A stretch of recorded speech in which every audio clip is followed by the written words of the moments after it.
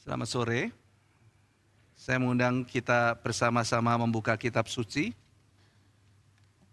Kita akan membaca kitab suci dari kitab Roma, pasal yang pertama.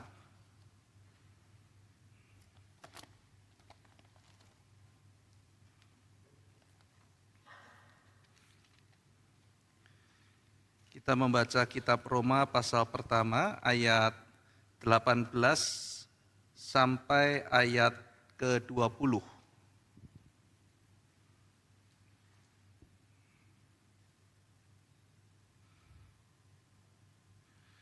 Mari kita baca bersama-sama Roma pasal pertama ayat 18 sampai 20, 2, 3.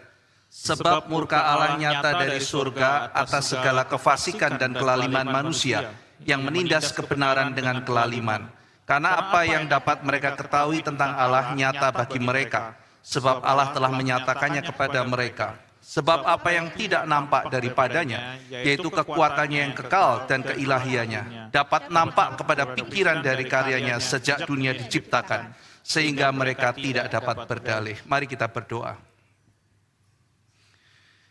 Bapa dalam surga, tolong kami terus bertumbuh di dalam firman, tolong kami terus memahami kehendak-Mu. Kami mohon supaya kami boleh mengerti firman yang kami baca hari ini, sehingga kami boleh terus bertumbuh di dalam anugerah Tuhan. Tuhan tolong supaya kami boleh memahami bagaimana kami berpikir, bagaimana manusia berdosa berpikir, dan kami boleh menghargai dan kami boleh lebih lagi bersyukur akan berita Injil. Dan kami juga boleh mengetahui bagaimana caranya memberitakan Injil dengan lebih baik lagi, karena kami mengerti kepada siapa kami harus memberitakan Injil. Terima kasih ya Tuhan, dalam nama Tuhan Yesus kami berdoa. Amin. Saudara, kita telah membahas bahwa Paulus menggambarkan panggung yang gelap terlebih dahulu, sehingga orang bisa memahami bagaimana Injil itu adalah sesuatu yang terang benderang. Kalau kita mengerti kondisi kita, baru kita bisa memahami mengapa kita betul-betul membutuhkan Injil. Kalau Injil adalah kabar baik, maka kita perlu memahami berita buruknya seperti apa. Saudara sekalian, itu sebabnya kita bertentangan dengan orang-orang modern yang mencoba membuang jauh-jauh berita mengenai kemarahan Tuhan, mengenai neraka, mengenai dosa. Tetapi kita yang mengetahui bahwa Allah itu cinta kasih, kita yang mengetahui bahwa Allah itu baik, kita yang mengetahui bahwa Kristus itu datang untuk membawa kita kepada sesuatu kehendak Allah, hidup di dalam komunitas kasih. Tetapi kita juga memahami bahwa Kristus menyelamatkan kita dari dosa, sehingga kita perlu memahami dosa, perlu memahami bagaimana manusia berpikir, manusia bertindak, dan apa yang akan terjadi pada umat manusia kalau mereka tetap di dalam dosa. Paulus mengajarkan bahwa Allah itu adalah Allah yang marah, dan Allah marah kepada mereka yang berdosa. Itu sebabnya Paulus pergi dari pulau ke pulau, dari kota ke kota, rajin memberitakan Injil, bukan untuk membawa manusia hidupnya lebih maksimal, bukan membawa manusia lepas dari kesepian, bukan membawa manusia sekedar untuk mendapatkan hidup yang lebih baik, tetapi supaya manusia lepas dari hukuman yang harusnya mereka terima, murka Allah karena keberdosaan mereka. Saudara sekalian, maka kita masuk ke dalam bagian yang begitu penting, begitu berat, tetapi mengungkapkan siapakah manusia berdosa di hadapan Allah.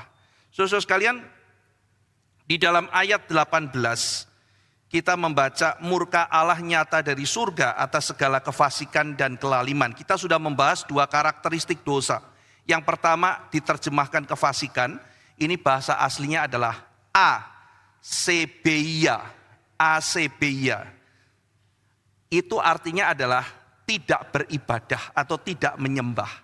Jadi manusia menolak untuk beribadah. Manusia menolak untuk menyembah. Jadi dosa esensinya adalah manusia di hadapan Tuhan menentang. Kamu harusnya menyembah. Tidak, saya asebia, saya tidak mau beribadah. Saya tidak mau hidup kudus. Saya tidak mau menyembah kepada Tuhan. Itu asebia. Tetapi dosa juga adalah adikia. Nah, kalau tadi asebia terhadap Tuhan tidak mau tunduk, asebia itu tidak tegak. Tidak tegak atau tidak adil. Kata dike itu kan juga bisa berarti tegak. Saya tidak lurus, saya tidak tegak. Maksudnya manusia yang tegak, manusia yang lurus, itu adalah manusia yang menjalankan setiap janjinya, setiap peraturan. Itu disebut orang adil. Orang adil adalah orang yang menjalankan setiap aturan, menjalankan apa yang menjadi kewajibannya. Tetapi orang yang bengkok, orang yang tidak mau tegak, orang yang tidak adil, adalah orang yang jahat kepada sesamanya. Jadi dosa membuat di hadapan Tuhan tidak mau tunduk. Di hadapan manusia tidak mau tegak. Di sini asebeia dan adikia. Lalu kemudian di situ manusia menindas kebenaran dikatakan. Manusia menindas kebenaran dengan kelaliman. Kata kelaliman sama ya, adikia. Adikia. Nah, jadi di sini manusia menindas kebenaran. Kata menindas itu seperti ini saudara, kita bayangkan misalnya ya, itu seperti menyembunyikan, memaksa sesuatu untuk hilang, menyembunyikan. Misalnya saudara itu lagi mau main di kolam renang gitu, terus saudara mau masukkan bola ke dalam air. Saudara tekan untuk sembunyikan, ya kan? Nah itu menyembunyikan. Ibu datang, saudara kemudian habis memecahkan vas gitu ya. Jurak, mami datang, terus cepat-cepat kita serok masukin ke dalam ini ya, ke dalam sebuah lubang. Kita paksa supaya tidak ada orang yang melihat. Itu adalah menekan, menindas. Jadi menindas kebenaran. Nah bola itu waktu ditekan ke dalam air, apa yang terjadi saudara? Kalau bola karet atau bola plastik dimasukkan ke kolam renang. Saudara pernah main begini enggak? Saya dulu waktu SD itu kan begitu dimasukkan bolanya ada sesuatu yang terjadi. Apa saudara? Dia akan membawa keluar kan? Begitu ditekan dia akan merosot keluar. Nah tugas kita kan coba megangin begitu supaya dia ya tidak keluar. Nah jadi menekan kebenaran, menindas kebenaran itu bukan sesuatu yang pasif. Menindas kebenaran adalah sesuatu yang aktif. Yang dilakukan oleh orang yang tidak mau kebenaran itu nampak. Jadi dia tindas. Nah seperti bola yang dimasukkan ke dalam air, kebenaran itu akan selalu mau muncul. Tapi ketika mau muncul ditindas lagi. Ketika mau muncul ditindas lagi. Nah ini adalah kondisi yang membuat Allah marah. Oke, kamu tidak mau membiarkan kebenaran itu muncul. Begitu muncul ditindas. Begitu muncul ditindas. Manusia menindas kebenaran dengan adikia, dengan kelaliman. Nanti saudara-saudara sekalian dikatakan manusia itu menggantikan kebenaran di ayat 25. Menggantikannya dengan dusta. Jadi sesuatu yang disebut pseudo. Sesuatu yang mirip asli tapi palsu. Jadi kemudian diganti kebenaran itu dengan kebohongan.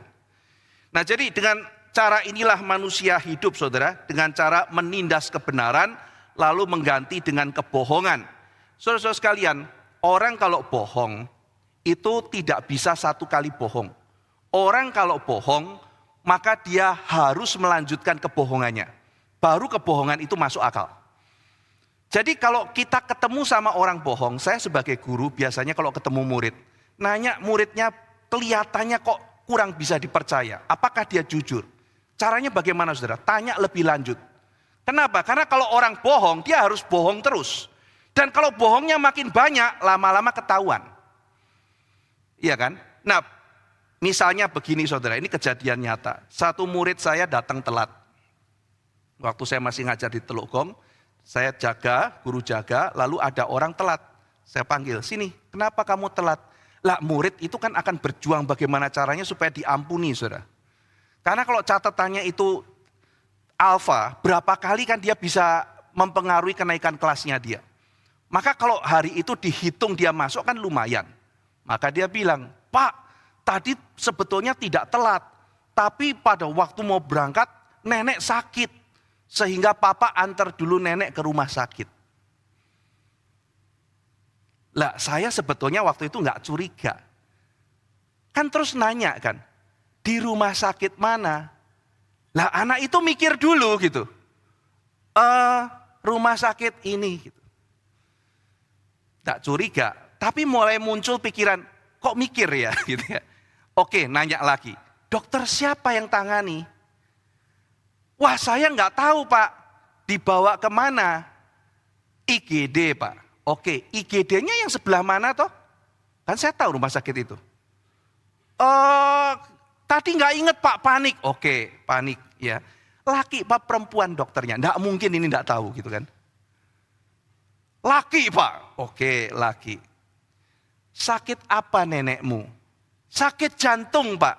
Kata dokter kenapa? Diopname apa tidak? Diopname Pak. Lah kok kamu bisa ke sini? Papa antar dulu, yang jaga nenek siapa?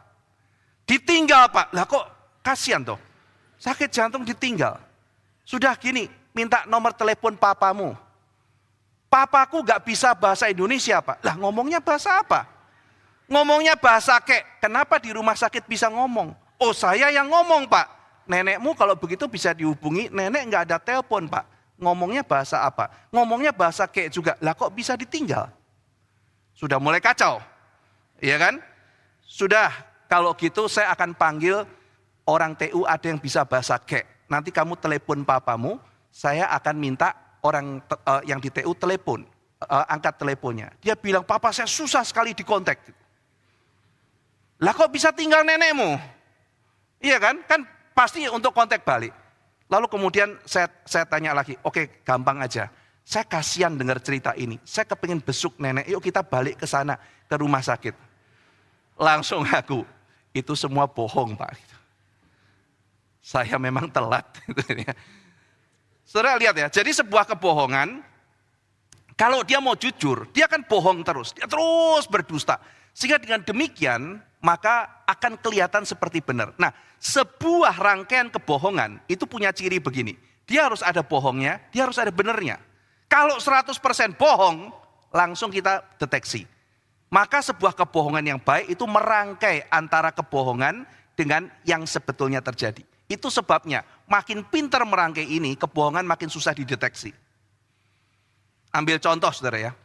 Kalau misalnya murid saya tadi bilang, Pak saya tadi gak bisa datang tepat waktu. Saya tadinya sudah tepat waktu, tapi ada halangan. Halangannya apa? Gini Pak, kami diserbu UFO. Diserbu UFO, lalu kami bertahan hidup Pak. Lalu saya pergi ke Timbuktu dulu ambil nuklir.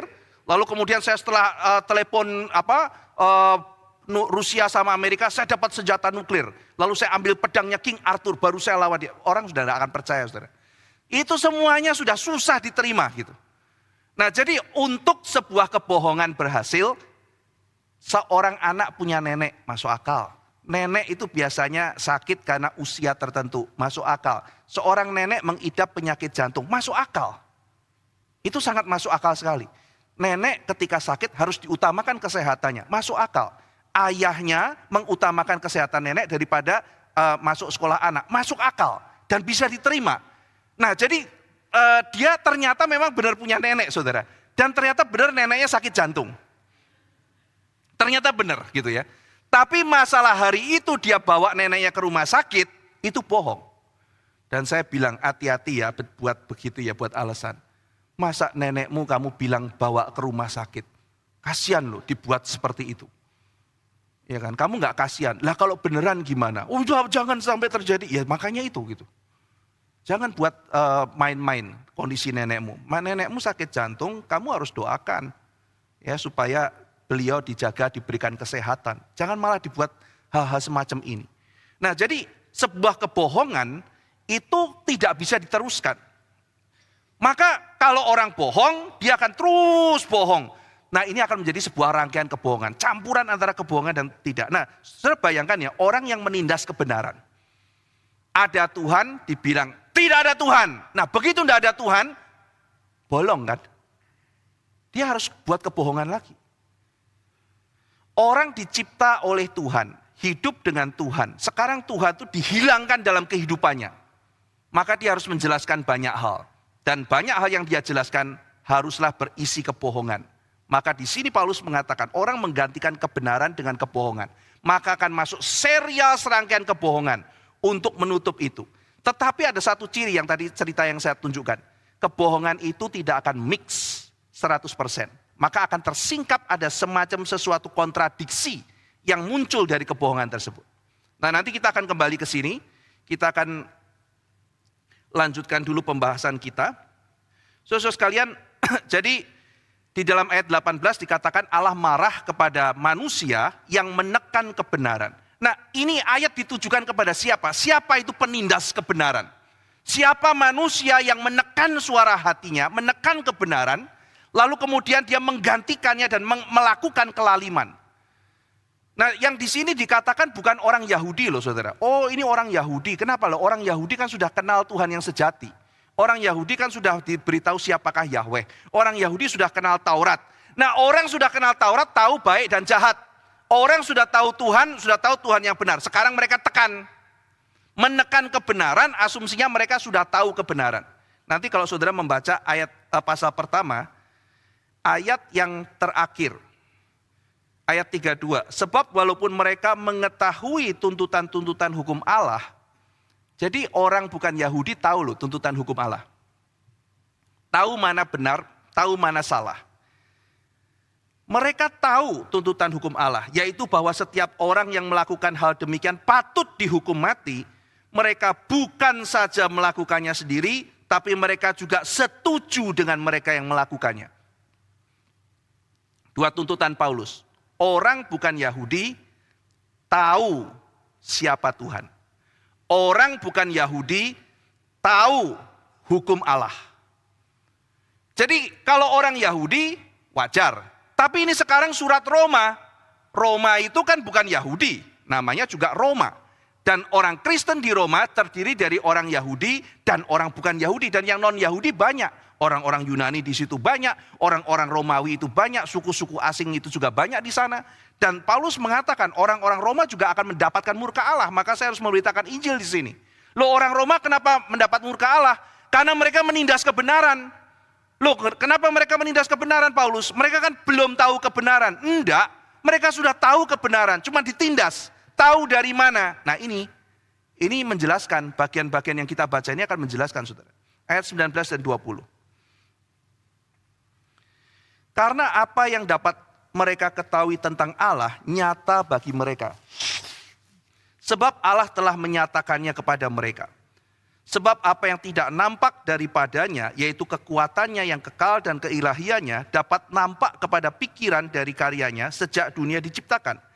Sehingga mereka tidak dapat berdalih atau tidak terbela lagi. Anapologetos. Mereka tidak bisa dibela lagi. Jadi di sini dikatakan mereka tahu tentang Allah. Apa yang mereka ketahui tentang Allah nyata bagi mereka sebab Allah sudah menyatakannya kepada mereka. Jadi Alkitab Paulus dalam hal ini mengatakan bahwa pengetahuan tentang Allah itu sudah dimiliki setiap orang. Tidak peduli dia orang Yahudi, tidak peduli mereka orang Yunani, gak peduli mereka orang Indonesia atau orang manapun di segala tempat, mereka punya pengetahuan akan Allah.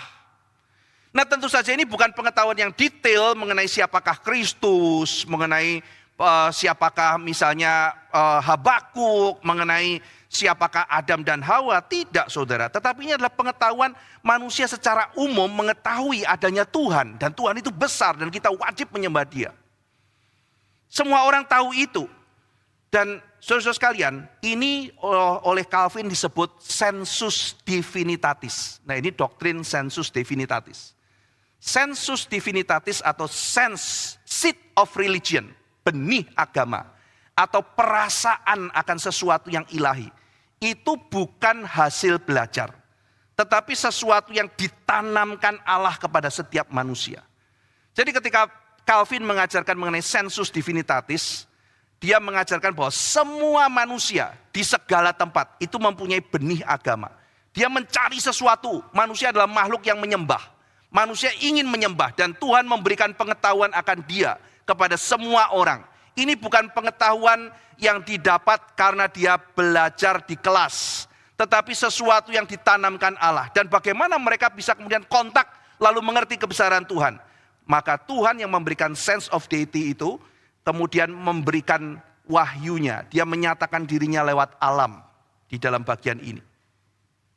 Jadi manusia mengerti melalui alam. Di dalam ayat yang kita baca dalam ayat 20. Sebab apa yang tidak nampak daripadanya, yaitu kekuatan yang kekal dan keilahiannya, dapat nampak kepada pikiran dari karyanya. Jadi dari karya Allah kita bisa mengetahui dua hal. Yang pertama, power of God. Yang kedua, Godhead, divinity-nya, keilahiannya dia. Kita bisa mengetahui. Jadi melalui alam kita bisa mengetahui adanya Tuhan. Melalui alam kita bisa mengetahui kemuliaan dan kebesaran Tuhan. Tetapi manusia tidak lagi memuliakan Allah. Mereka punya pengetahuan akan Allah, tetapi mereka tidak menghidup di dalam memuliakan Allah. Kenapa? Karena Alkitab mengatakan mereka menekan. Nah, ajaran bahwa kita bisa mendapatkan pengetahuan akan alam di dalam teologi reform disebut general revelation. Allah mewahyukan dirinya di dalam alam. Nah saudara, general revelation itu bukan natural theology. Natural theology artinya adalah bahwa ketika kita melihat alam, kita mengetahui adanya Tuhan, dan melalui penampakan Tuhan di alam itu mendorong kita akhirnya mendapatkan keselamatan. Itu ditolak oleh para reformator. Nah, dalam beberapa kesempatan Pak Stephen Tong menjelaskan ya perbedaan antara reform teologi dengan natural theology di kebaktian pagi. Tadi pagi juga disebut mengenai natural theology. Apa itu natural theology? Natural theology adalah ketika kita melihat alam, kita mengetahui adanya Tuhan, tetapi kemudian kita mendapatkan pengetahuan Tuhan yang lengkap di dalam Kristus. Nah itu yang kita tolak. Kita bisa mengetahui akan kekuasaan Tuhan dan ketuhanan itu melalui alam. Ini yang dinyatakan dalam Roma pasal pertama ayat 20. Tetapi menuntun kepada keselamatan dalam teologi reform kita memerlukan kitab suci, special revelation. Jadi general revelation hanya menyatakan bahwa manusia bisa mengetahui adanya Tuhan secara prinsip paling mendasar. Tetapi Tuhan yang seperti apa? Tuhan yang mempunyai rencana apa untuk menyelamatkan manusia? Tidak bisa kita dapatkan dari alam. Maka kenapa disebut general revelation? Ada ciri-cirinya. General revelation atau wahyu umum, kenapa disebut itu? Kenapa alam semesta ini menyatakan adanya Tuhan dan disebut general? Pertama, karena ditujukan kepada setiap orang, makanya general. Kalau special revelation hanya untuk kaum pilihan. Tapi kalau general revelation kepada semua orang. Di segala tempat, di segala zaman. Jadi kontrasnya ya antara general revelation dengan special revelation. General revelation kepada semua orang, semua tempat, semua zaman. Tapi special revelation hanya untuk orang-orang pilihan Tuhan. Di zaman tertentu, orang tertentu. Yang kedua, natural. Pewahyuannya adalah melalui alam yang natural. Dikontraskan dengan special revelation bukan natural. Pewahyuannya supranatural. Melalui inkarnasi Kristus misalnya. Itu supranatural. Inkarnasi bukan natural, saudara. Itu intervensi ilahi. Seorang anak darah mengandung kok. Itu supranatural. Itu bukan natural, saudara. Ya kan? Kebangkitan itu supranatural sekali. Yang ketiga, saudara. Yang disebut general revelation itu continuous dalam pengertian berlangsung sampai kini. Berlangsung sampai kini. Special revelation kita percaya Alkitab sudah final. Kerja Roh Kudus sekarang adalah memberikan iluminasi, bukan menurunkan wahyu lagi. Yang keempat, kreasional. Yaitu melalui alam yang dikontraskan dengan special revelation yang melalui Yesus Kristus. Nah saudara-saudara sekalian, kalau di dalam sejarah teologi dan sejarah apologetika, seorang teolog yang mengemukakan argumentasi dari alam, ya misalnya adalah Thomas Aquinas. Saya tidak bahas Aquinas ya, yang mengemukakan 5 jalan. Pak Stephen Tong bilang dia akan bahas ya. Tadi pagi Pak Tong bahas mengenai Anselmus. Anselmus memberikan sesuatu yang namanya ontological argument, argumentasi ontologis. Sesuatu yang besar, lebih besar daripada yang terbesar yang bisa dipikirkan oleh manusia tentulah ada dalam kenyataannya. Itu adalah ontological argument. Nanti diperbarui dalam segala zaman dan yang terbaru adalah argumentasi ontologis dari Alvin Plantinga. Itu salah satu yang terbaru. Calbat juga mengembangkan ontological argument. Nah di dalam sepanjang sejarah ada pengkritik, misalnya Thomas Aquinas. Immanuel Kant mengkritik di dalam bukunya. Lalu Soren Kierkegaard mengkritik. Lalu kemudian ada satu orang lagi yang namanya Bertrand Russell menulis buku Why I'm Not a Christian. Itu mengkritik Thomas Aquinas dalam natural theology-nya. Nah saudara-saudara sekalian, itu adalah natural theology. Nah jadi alam tidak sampai membawa kepada pengertian keselamatan di dalam Kristus, tidak sampai di situ. Tetapi alam menyatakan bahwa ada Allah dan manusia tidak mau menyembah Allah. Manusia menekan kebenaran itu dan manusia tidak mau beribadah kepada Allah. Saudara sekalian, orang modern berusaha mau menunjukkan bahwa alam ini ada dengan sendirinya, tidak diciptakan oleh Tuhan. Nah jadi itu salah satu kebohongan yang diciptakan oleh orang modern, bukan? Mereka menggantikan kebenaran dengan dusta. Dunia ini dicipta oleh Allah. Tidak! Dunia ini ada dengan sendirinya, dari dulu sekarang sudah ada. Sudah kebohongan. Nah kalau sudah kebohongan begini, terus ditanya, kalau begitu alam dari mana? Alam ada dari sendirinya, kebohongan lagi. Lah kalau alam ada dengan sendirinya, maka alam itu teratur apa? Teratur atau chaos? Ya dari chaos itu. Oh, alam itu chaos. Naturnya berarti apa? Naturnya berarti chaos. Berarti ada pencipta tidak? Tidak ada pencipta. Lah kalau tidak ada pencipta, maka saya dari mana? Ya kamu hasil kebetulan. Oke, hasil kebetulan. Berarti random atau order? Random. Maka aslinya kita random dong. Random. Kenapa kita cinta order ya?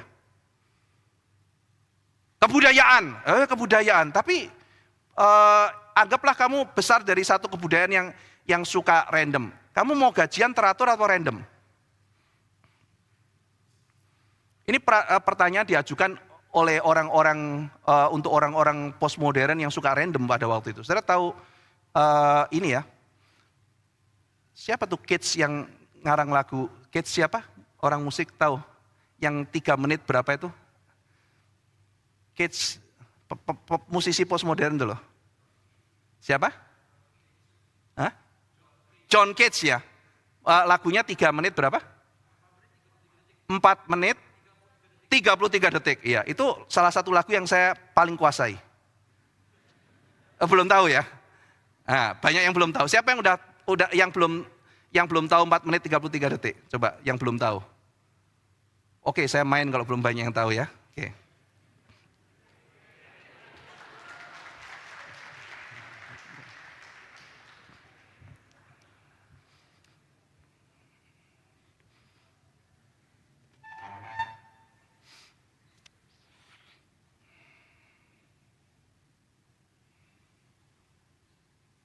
Empat menit 33 detik.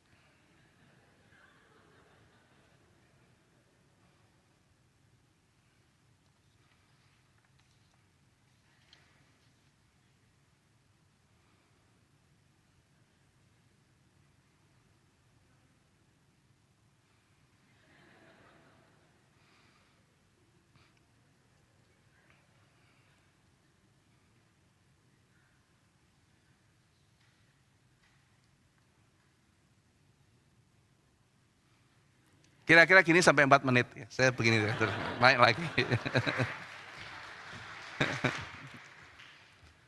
Jadi musiknya katanya apa itu musik ya? Waktu saudara bingung, saudara waktu bisik-bisik, nah itulah musiknya gitu. Nah tapi meskipun random begitu, kalau ditanya ya, kamu kalau gajian mau random apa? Apa ini ya? Apa teratur ya? Teratur gitu. Kenapa ya kok kita bisa begitu? Jadi tidak gampang mengatakan dengan demikian Allah nggak ada. Allah nggak ada, oke, itu Alkitab mengatakan itu adalah sebuah penyangkalan, itu sebuah kebohongan. Kalau Allah nggak ada, kenapa begini? Kenapa saya harus hidupnya begini? Kenapa begini? Itu harus ada serangkaian banyak kebohongan.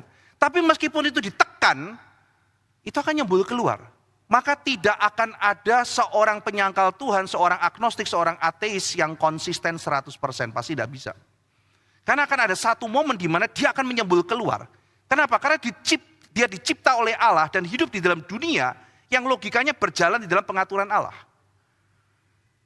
Jadi tidak bisa 100%. Nah jadi orang modern mengatakan tidak ada Allah, tidak perlu Allah, dunia ini self-created. Oke, tapi akan ada banyak problem di situ. Nah saudara sekalian, jadi dari sini kita diajarkan sesuatu hal yang penting. Bahwa ketika kita berhadapan dengan orang-orang yang tidak percaya kepada Tuhan, mereka bukan netral. Mereka itu sudah tahu ada Tuhan, lalu mereka menindas. Jadi mereka enggak netral, mereka sudah punya sebuah presaposisi, sebuah set cara berpikir di mana enggak ada Tuhan. Kita tidak netral, Karena sebelum kita berpikir, sebelum kita berbicara, kita punya seperangkat set berpikir ada Tuhan. Jadi kalau kita ditantang oleh orang mengatakan, ayo kita debat, kita netral saja ya, gak usah pakai Alkitab, gak usah pakai Tuhan. Itu tidak netral saudara, itu sesuai dengan maunya mereka. Karena mereka dari awal tidak mau Tuhan, tidak mau Alkitab. Itu sama dengan kalau kita ngomong, kamu tidak percaya Tuhan ya, aku nggak percaya Tuhan. Oke kita debat, syaratnya percaya Tuhan tidak ada pakai Alkitab. Mereka kan bilang gimana caranya? Lah kalau gua ateis, gua debat nggak pakai Alkitab, gua kan jadi teis. Ya sama, kalau gua teis nggak pakai Alkitab, gua kan ateis gitu. Lah kalau lu ateis, gua ateis, ngapain debat? Kita salaman gitu. Sudah nangkap ya? Jadi mitos netralitas itu tidak ada netralitas. Kenapa? Karena pada waktu seseorang mau menyerang kebenaran, dia sudah menekan kebenaran dalam hatinya. Jadi tidak ada netralitas. Manusia itu sudah jatuh dalam dosa. Alkitab mengatakan manusia itu hatinya gelap, ya kan? Kitab Efesus. Sehingga akhirnya membutuhkan terang dari Tuhan. Berarti tidak ada netralitas. Nah maka manusia menekan kebenaran itu. Seorang bernama, murid Cornelius Van Til ya. Saya lupa itu namanya. Sudah meninggal. Greg Bahnsen. Greg Bahnsen pernah bilang begini. Orang TBC ya, ngaku dia bukan TBC. Tetap satu kali akan menunjukkan dia TBC. Jadi dia menyangkali pun suatu ketika akan muncul TBC-nya itu. Jadi misalnya orang, aku gak TBC gitu ya, kira-kira begitu ya. Jadi bagaimanapun dia tidak akan konsisten, dia akan muncul. Karena sebuah fakta adanya Tuhan ketika ditekan, dia akan keluar lagi. Kenapa? Karena kita hidup dalam dunia yang diciptakan oleh Tuhan. Ciptaan itu bergantung kepada Allah. Mazmur misalnya, mengajarkan bahwa kita itu bergantung kepada Allah. Kita bergantung dalam hal pemikiran. Dalam Kisah Rasul 17 ayat 25, dia yang memberikan hidup dan nafas dan segala sesuatu kepada semua orang. Jadi kita semuanya bergantung kepada Tuhan. Lalu pemazmur mengatakan dalam Mazmur 36 ayat 10, sebab padamu ada sumber hayat, di dalam terangmu kami melihat terang. Dalam terangmu Tuhan, saya melihat terang. Jadi pikiran saya bergantung kepada Tuhan. Ada kebergantungan kita berpikir dengan Tuhan. Dan ketika kita menyangkali adanya Tuhan, kita harus menciptakan kebohongan. Dan ketika kita menciptakan kebohongan, kita harus ciptakan lagi yang lain, ciptakan terus seperti itu. Saudara-saudara sekalian, jadi problemnya bukan netralitas. Sehingga dengan demikian orang-orang yang menekan tidak akan pernah bisa konsisten. Saudara, misalnya saya ambil contoh ya, Bertrand Russell, seorang filsuf besar yang menulis Why I'm Not a Christian. Dia kritik Thomas Aquinas ya. Misalnya dia kritik mengenai argumentasi kosmologis ya, mengenai penyebab yang tidak disebabkan, dia kritik. Kalau tidak ada yang disebabkan, mana bisa itu penyebab yang tidak disebabkan. Kalau Tuhan penyebab segala sesuatu, dia juga harus ada penyebabnya. Lalu kemudian dia mengkritik mengenai intelligent design. Wah dia kritik ini, dia macam-macam kritik. Dan pada endingnya, ketika dia diwawancara, dia kritik mengenai moralitas Kristus. Dia kritik moralitas Kristus. Saudara, itu sudah tidak netral gitu. Dia mengkritik Kristus tidak cukup syarat untuk menjadi Tuhan karena kurang bermoral menurut dia. Kristus marah, membalikkan itu di bait Allah, mengkutuk pohon ara mati. Jadi dia bilang itu secara moral kurang cukup. Sokrates gak pernah marah-marah kayak begitu kata dia. Sokrates mungkin lebih cukup syarat daripada Kristus. Dia mengatakan demikian. Nah tapi pertanyaannya begini. Ketika Bertrand Russell itu tidak percaya Tuhan dan kita tanya sama dia, jadi kamu dari mana? Saya dari kebetulan. Kalau kamu tahu dari kebetulan, maka bagaimana semua manusia? Semua manusia dari kebetulan. Kalau begitu, bagaimana kita bisa sepakat tentang hal moral? Tidak ada. Kebenaran itu relatif dan moral juga relatif. Oke, moral itu relatif. Kalau moral itu relatif, bagaimana kamu hidup? Nah orang Kristen diajarkan moralitas dari Tuhan. Tuhan menentukan baik dan jahat dalam kitab suci. Kita tahu baik dan jahat adalah standarnya. Tapi ketika ada kebohongan, itu tidak ada. Maka kita perlu sesuatu untuk hidup. Bagaimana saya bisa menjelaskan sesuatu dalam kehidupan ini? Ya dia harus cari kebohongan lain. Dan akhirnya sampai suatu titik dia nggak tahan. Dia menyembul keluar. Oh kalau marah-marah itu tidak baik. Kalau menyakiti orang itu tidak baik. Itu ajaran siapa, saudara? Kalau dia konsisten dengan cara pandang ateisnya, kenapa dia mempermasalahkan itu? Tidak ada moralitas kok. Kenapa itu menjadi argumen buat dia gitu? Ya, jadi ketika dia bisa mempermasalahkan hal itu, dia sedang tidak konsisten dengan worldview-nya. Orang yang menekan kebenaran tidak akan bisa 100% konsisten di situ. Nah lalu kemudian dia mengatakan tidak cukup bukti dalam sebuah wawancara. Kalau nanti aku mati aku akan bilang di hadapan Tuhan. Kalau misalnya ada Tuhan. Not enough evidence. God, not enough evidence. Kata Bertrand Russell. Tapi permisi tanya gitu. Bukti apa sih yang kamu minta? Bukti apa? Oh bukti itu. Saya tidak bisa menerima bukti karena buktinya Aquinas. Oke, kamu tidak terima bukti Aquinas. Gitu. Tapi bukti apa lagi? Kenapa not enough? Oke, Thomas Aquinas not enough. Apalagi yang kamu minta? Kalau kita ketemu Bertrand Russell, bukti apa yang dia minta? Dia kurang yakin. Yakinkan aku. Oke, bagaimana meyakinkan dia? Oh, mungkin meyakinkan dia kalau ada sinar terang.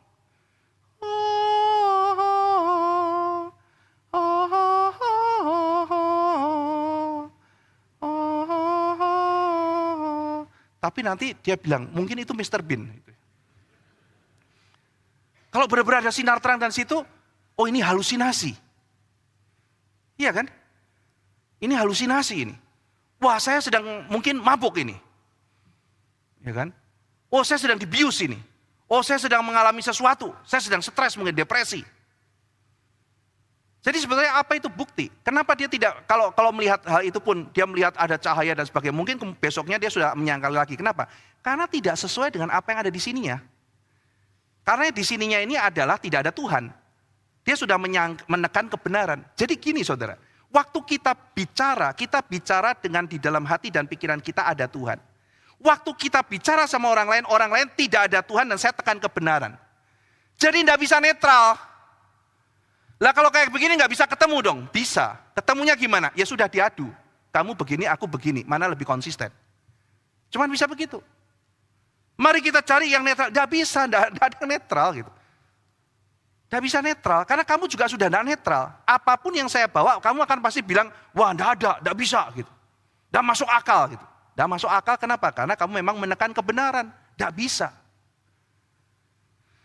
Inilah saudara-saudara sekalian, jadi problemnya seringkali bukan problem kurang bukti, tapi problem karena menindas kebenaran. Satu murid saya bilang begini, Pak, buktikan Alkitab itu firman Allah, dan buktikan Yesus Kristus Tuhan, maka aku akan percaya dan jadi Kristen. Dia bukan orang Kristen. Lalu saya tanya sama dia, oke, kaget dia. 20 menit kasih waktu saya ya, udah kaget gitu. Dari kecil dia bukan orang Kristen. 20 menit ya, kalau saya bisa menjelaskan 20 menit dengan begitu yakin dan argumentasi kuat, hari ini juga kamu jadi Kristen ya? Tunggu dulu Pak. Loh, gimana kamu tadi datang ke kantor saya bilang, kalau Anda bisa menjelaskan kepada saya bahwa Alkitab firman Tuhan dan Kristus Yesus adalah Tuhan, maka aku akan jadi Kristen. Betul? Betul Pak. Oke. Kasih saya waktu 20 menit. Setelah 20 menit, kalau saya memberikan argumentasi yang kuat dan tak terbantahkan, jadi Kristen ya? Ya kan saya harus pikir-pikir dulu Pak. Loh, sekarang gini, tadi kamu bilang apa? Kalau saya bisa memberikan bukti kan, evidence kan yang kamu mau? Iya bukti Pak. Oke, saya akan buktikan. 20 menit dan kamu jadi Kristen. Ya kan saya pikir-pikir lagi dulu Pak. Saya bicara sama dia. Saya cuma mau kasih tahu kamu, masalahmu itu bukan bukti. Masalahmu adalah engkau menindas kebenaran. Itu yang diajarkan oleh Paulus. Masalahnya tidak sesimpel bukti. Oke, kita bisa menunjukkan bukti ini dan itu. Tapi sebetulnya saudara, kalaupun orang itu percaya, yang terjadi bukan karena bukti itu. Tapi bukti itu dipakai oleh Tuhan. Ada kelahiran kembali, orang itu melihat terang. Lalu kemudian setelah itu dia dilahirbarukan, dia percaya kepada firman Tuhan, dia kembali kepada Tuhan. Jadi ketika kita memberitakan Injil, ketika kita memberikan argumen, saudara-saudara, bukan argumen itu tidak penting sekali lagi ya, kita boleh belajar dan kita harus mempertahankan. Jadi kalau gitu apa itu fungsi kita memberikan pembelaan dan sebagainya? Bukan kita tidak percaya saudara, setelah bukti muncul orang itu percaya Tuhan, tidak. Tetapi kita kata Calvin, saudara, kita perlu menunjukkan, kita perlu membungkam mulut orang yang bebal. Atau mungkin saudara dalam bahasa sekarang, kita bisa menunjukkan begini. Kita bisa menunjukkan bahwa berpikir secara Kristen, itu meskipun tidak bisa dibuktikan secara laboratorium, dan tentu saja tidak mungkin karena Tuhan itu lebih dari bukti. Tetapi, saudara-saudara sekalian, tidak bertentangan dengan akal sehat. Justru ketika kita menjadi Kristen, kita akan makin berpikir sehat di dalam dunia ini. Nah, jadi saudara-saudara sekalian, karena manusia menekan kebenaran, lalu menggantikannya dengan dusta, maka akhirnya akan muncul banyak sekali dusta. Sehingga ketika kita berhadapan, kita melihat, oh enggak bisa netral, enggak bisa netral. Ya, tugas kita adalah menyingkapkan yang pertama tidak ada netralitas. Menunjukkan bahwa dia konsisten kepada worldview-nya dia, dan menunjukkan ketidakkonsistenannya. Saya lagi makan, orang tuh bilang, Pak Ivan, percaya reinkarnasi enggak? Loh, Bapak kan Kristen toh gitu. Iya, aku Kristen. Tapi aku meskipun Kristen, aku masih percaya leluhur. Oh gitu. Iya. Kristen tuh bisa loh Pak Ivan percaya reinkarnasi. Loh kok bisa gitu kan? Iya. Karena Yohanes Pembaptis itu reinkarnasinya Elia. Waduh, ngaco loh Pak gitu. Tafsirnya ngaco loh Pak kamu gitu ya. Kamu salah itu. Loh, bener loh Pak, dia tunjukkan. Saya kasih eksegese kan. Ini begini. Dia juga tunjukkan eksegesinya. Dia begini. Oke. Kalau begitu apa yang sedang terjadi? Engkau sedang menindas kebenaran, engkau sedang menghidupi sebuah worldview. Dan dalam worldview-mu itu terjadi proses reinkarnasi. Oke? Saya tidak percaya reinkarnasi karena saya percaya Alkitab mengatakan begini. Kamu percaya reinkarnasi karena kamu dikuasai leluhur, lalu dengan worldview itu kamu lihat Alkitab dan kamu percaya. Oke? Sekarang kita nggak bisa ketemu. Karena dia pasti maksa semua orang Kristen pasti percaya reinkarnasi seperti nenek moyang. Sementara saya mengatakan tidak, karena ajaran Alkitab seperti ini. Oke, sekarang kita bicara. Pak, ini kita lagi makan di restoran. Habis ini Bapak ada waktu nggak? Loh kemana Pak Ivan? Ke pemakaman. Loh siapa yang mati? Bebek. Kita lagi makan bebek, saudara. Bebeknya mati, Pak. Kalau Anda konsisten dengan apa yang Anda percayai, maka kita harus menghargai dignitas bebek. Karena ini mungkin leluhur kita. Not just dignity of man, tapi dignity of bebek. Kalau ada orang mati, mungkin nggak kita buang tempat sampah belakang. Enggak. Kenapa? Karena kita mengakui dignity manusia. Kalau bebek mati, lah tulangnya dibuang ke belakang. Mungkin kita perlu menghargai dignitas bebek. Mungkin kita perlu bikin konservasi kubis dan membela hak-hak kubis untuk boleh hidup di dalam dunia ini, ya kan? Dan kita menguburkan kecoa-kecoa yang dibuang begitu saja, yang dijahati, yang dibilang jijik, padahal kecoa itu keren kayak Kamen Rider. Ya kan? Jadi kita perlu memperjuangkan itu dan kita akan mengatakan orang-orang yang pada kecoa itu, "Wih, kecoa, dasar kamu kecoa fobia, tidak menghargai hak-hak kecoa." Ya, kita harus melakukan mereka secara dignitas dan sebagainya, Saudara. Maka dia mempercayai sesuatu, dia membangun kebohongan-kebohongan, tapi kelakuannya berbeda sama sekali dengan apa yang diajarkan. Dia bisa makan bebek dengan santai dan membuang bebek itu ke belakang dan mengatakan bahwa jiwa manusia bisa masuk kepada bebek. Saudara nangkap ya? Jadi di sini kita berhadapan dengan penindas-penindas kebenaran. Nah, maka orang yang menindas kebenaran akan mempunyai ketidakkonsistenan di dalam pikiran orang yang menekan kebenaran tersebut. Jadi meskipun orang itu menolak wahyu Allah mengenai siapakah Tuhan, dia tidak bisa terus-menerus setiap saat harus menolak secara konsisten seperti itu. Ambil contoh ginilah saudara, misalnya ada satu orang yang percaya, saya pernah ketemu loh, orang bilang, dunia ini ilusi Pak Ivan. Dunia ini ilusi, dunia ini ilusi, dunia ini ilusi. Dunia ini ilusi, ada mobil dia minggir loh saudara. Iya kan? Coba kalau dunia ini ilusi, terus tengah jalan. Coba sana jalan tengah jalan. Dunia ini ilusi gitu. Enggak loh, nyabrang lihat kiri kanan gitu. Kok dunia ilusi kok nyebrang jalan kok lihat kiri kanan. Jalan aja itu ilusi. Dunia itu ilusi, saya mau pinjam uang. Kalau sudah begitu pinjam uang, mau ditagih, saya mau minta kembali uang saya. Kamu itu ilusi. Saya itu ilusi, uang itu ilusi. Semuanya itu ilusi. Tidak usah diminta lagi. Pasti dia marah gitu kan ya. Melaporkan saya dan sebagainya. Menunjukkan itu bukan ilusi.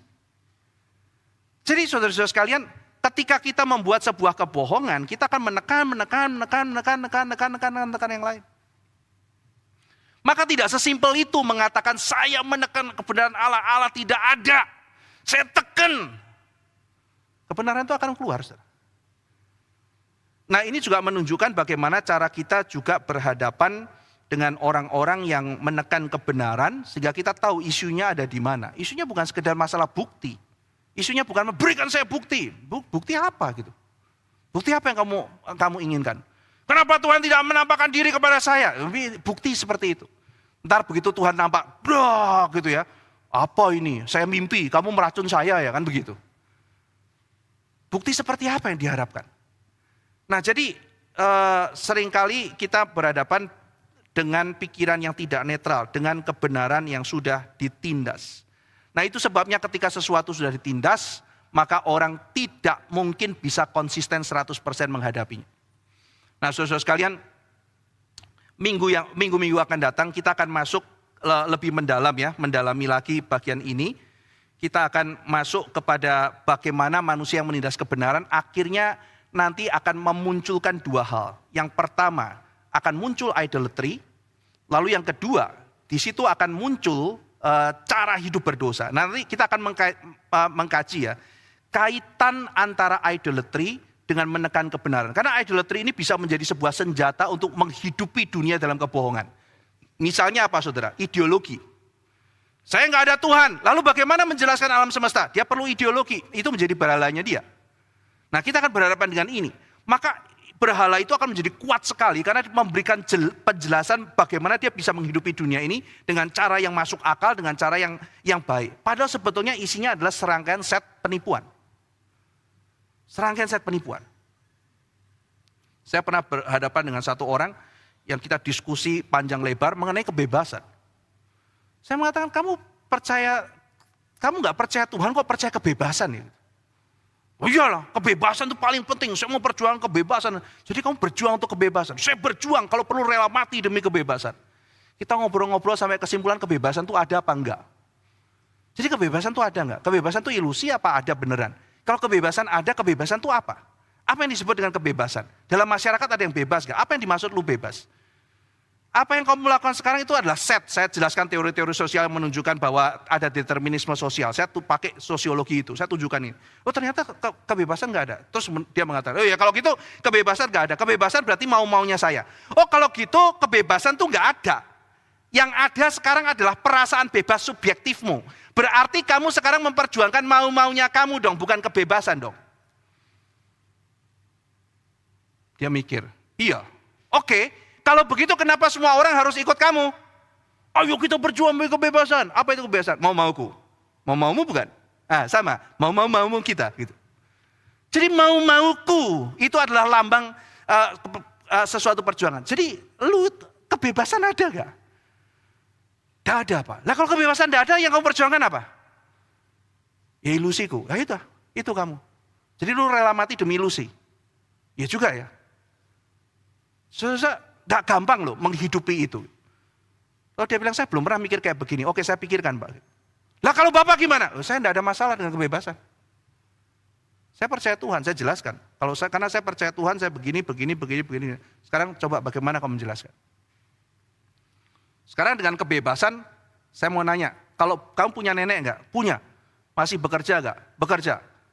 Kamu sayangi apa kamu usir? Lu sayangi loh Pak. Beban keluarga loh. Ya tapi harus sayang. Kalau menurut survival of the fittest itu kurang baik loh. Sudah tahu ya Darwin ya, survival of the fittest ya. Jadi yang kuat yang menang, yang lemah harus disingkirkan gitu kan. Lah kok kamu tidak ada Tuhan kok sayang nenek? Kalau kamu percaya Alkitab memang harusnya begitu. Mencintai yang lebih tua, mengasuh lebih tua itu Alkitab cocok. Lah kalau kamu tidak percaya Tuhan itu dari mana? Dari nenek moyang dari mana? Tidak gampang loh saudara. Ini kayak nanya anak sekolah tadi loh. Ya, aku pergi karena nenekku masuk rumah sakit. Ditanya lagi kan, rumah sakit yang mana? Gini. Dokternya siapa? Ininya bagaimana? Saya juga mencoba mengajukan pertanyaan untuk menunjukkan dia tidak sesederhana yang kamu pikir. Kamu sadar nggak? Kamu sedang menindas kebenaran, menggantikannya dengan dusta. Dan ketika kamu berdusta, kamu akan terus bikin dusta, bikin dusta. Sampai akhirnya satu waktu sudah gak tahan, balik lagi. Balik lagi. Tidak bisa Anda. Seorang monis sejati mengatakan kita berhutang pada ibu bumi. Semua adalah dari satu. Kita berasal dari satu. Semua akan kembali pada satu. Maka kita harus mencintai karena kita ini semua satu. Itu namanya monisme, saudara. Baik binatang maupun manusia maupun apa itu kita semuanya satu. Kita harus saling mencintai. Kita warga bumi. Kita ini dari asalnya satu. Kita akan melebur semuanya jadi satu. Tanya 5 tambah 5 berapa, saudara? Jawabannya enggak satu. Loh iya toh. Kalau semuanya melebur, semuanya satu. Jadi semuanya berapa, saudara? Satu. Kalau semuanya satu, dari mana banyak? Persoalan one and many. Bagaimana menjelaskan banyak? Lalu kalau banyak terus bersatu, 5 tambah 5 satu dong. Karena semuanya satu kok. 100 tambah 100, satu dong. Semuanya satu. Lah kenapa dia bisa menjelaskan adanya pluralitas? Kalau semua dari satu, dari mana yang banyak? Kalau semuanya dari banyak, bagaimana bisa bersatu? Lah kalau kamu gimana? Saya percaya Tritunggal. Satu Allah 3 pribadi. 1 dan 3, 3 dan 1, one and many. No problem dengan pemikiran Allah Tritunggal. Jadi saudara-saudara sekalian, kita mesti percaya bahwa ketika kita mengetahui kebenaran, kita memelihara kebenaran, kita hidup dalam kebenaran. Dan kita akan menghidupi kebenaran. Tetapi ketika orang menekan kebenaran, menggantikan dengan dusta, dia harus mencipta dusta yang lain. Terus dia harus bikin dusta, terus bikin rangkaian. Tetapi kenapa dusta itu kelihatan baik? Karena disisipi yang benar. Nah tetapi disitulah letaknya. Maka akan ada ketidakkonsistenan. Saudara bisa menunjukkan, nih loh, letaknya di sini. Kamu perlu pikirkan hal ini. Karena ini tidak konsisten di sini. Penindas kebenaran.